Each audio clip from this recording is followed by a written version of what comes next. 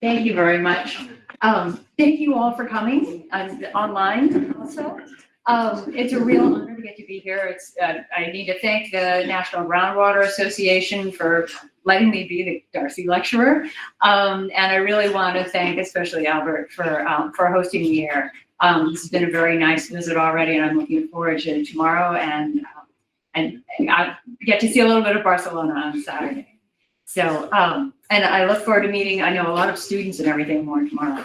So, thank you.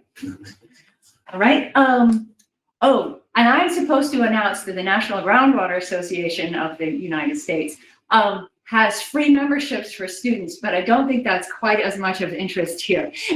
So let me start, go ahead and start. The first thing I want to say is that I did not do all this work myself.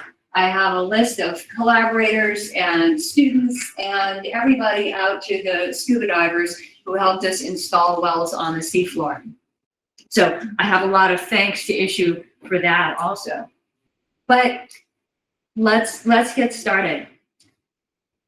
So last October, I needed to write a Darcy lecture. And I was enchanted when the U.S. Geological Survey came out with a new diagram for the hydrologic cycle.